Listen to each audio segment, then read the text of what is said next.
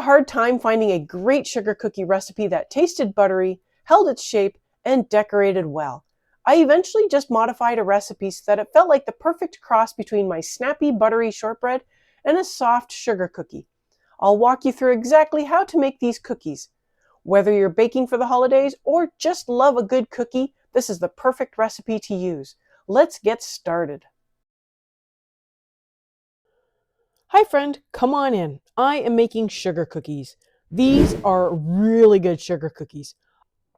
I am starting with 1.5 cups of softened butter. It should be possible to cream it, but not struggle with it. I made this in a stand mixer once, and I actually don't recommend doing it. I had a sheet tray filled with flat cookies that just spread into one another. I looked for a long time to find a really good recipe that I loved, and I finally just had to modify a recipe to get what I wanted.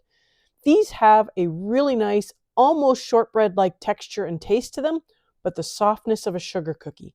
They are nice to decorate, and they taste really good on their own, too. I need 1.5 cups of sugar, and I need to get that incorporated in as much as possible. If you do choose to use a stand mixer to make these, you just want to blitz your paddles a couple of times just to get the butter to soften, and then blitz it a few more times with the sugar, just enough to barely have it come together. This is as incorporated as it's going to get. I am going to put my eggs in one at a time. I need 2 eggs.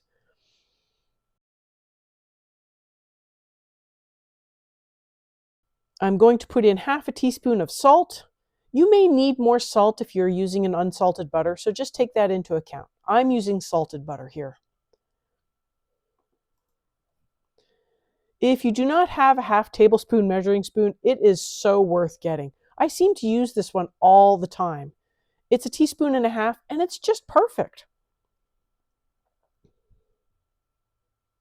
I need 3.5 cups of flour. I'm doing the 1 bowl method here. If you're not familiar with the 1 bowl method, I put my flour in and I add the remaining dry ingredients on top with the flour. I then incorporate the flour into the wet ingredients. On top of the flour, I am adding 1 teaspoon of baking powder and mix that in a little. Finally, and I think this is the secret ingredient that brings us all together, cornstarch. I need half a cup of cornstarch.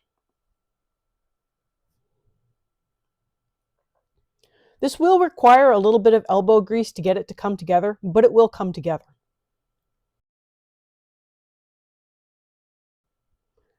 If you have seen my video for shortbread cookies, you will understand where the cornstarch comes from.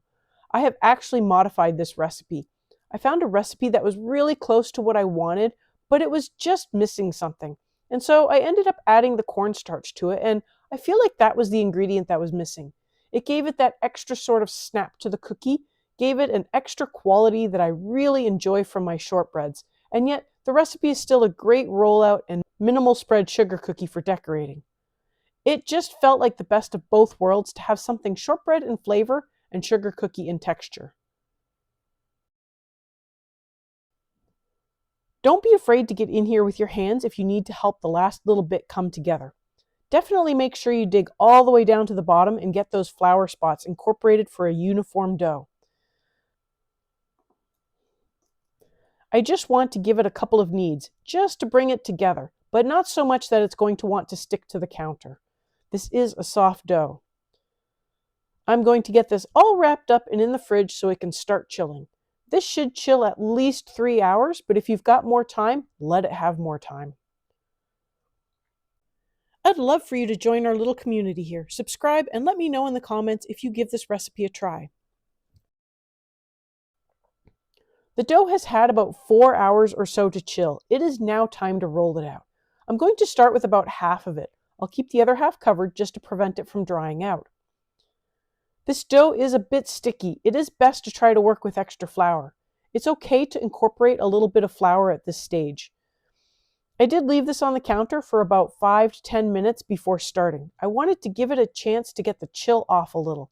It's still pretty cold, but I don't want it to break apart too much. It is worth doing a test bake of 1 cookie to see how it bakes up. If it spreads, it's worth adding a little more flour while rolling and chilling longer. What I like to do is to fill a cookie sheet, put it in the fridge, and then while I'm filling a second cookie sheet, the first cookie sheet is getting a chance to chill again. This works because right now I'm working the dough. It's sitting out getting a chance to warm up, but if I put it in the fridge, it will have a chance to chill back down to the temperature where it won't spread as much. If you find that your cookies are sticking to the cutter, just dip the cutter in some flour and it should hopefully prevent too much extra sticking. This makes a big difference for detailed cookie cutters. I am working with a 2/3 size sheet pan. It is awesome that I can bake up a whole bunch of cookies all at once, but it is really big and takes up a lot of space. It barely fits in the fridge. I'm going to go through and cut out a bunch of cookies.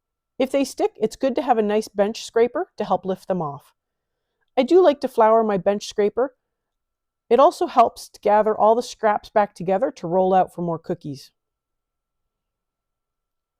This is pretty much what I am aiming for. I am trying to leave a little bit of space between the cookies because there will be a little bit of puffing. I'm going to fill this up and then I'm going to put it in the fridge for at least 5 minutes, preferably 10. Pretty much it will chill while I fill up the next sheet and replace it. It will then go in the oven at 350 for about 8 to 10 minutes. I want to show you how the cookies turn out. They have just the slightest hint of brownness around the edges, but they should look dry on top and with a slight touch of golden color. They should be slightly brown on the bottom and pretty blonde on top. They are pretty delicate when they first come out, but after they've had a chance to cool off, they do firm up enough that you can pick them up and move them around. They need to cool off completely before you can decorate them. As you can see, they did not spread very much. They mostly just puffed up a little. For the most part, this is how they look fresh from the oven. They're pretty flat. Part of the key is appropriately chilling them. These were chilled at least 5 minutes before I put them in the oven, and they did get that 4-hour chill before I rolled them out. This is how to make these buttery sugar cookies. If you want shortbread cookies, I'll have them linked in the cards and on the end screen. Let me know if you give these a try, and thanks for watching.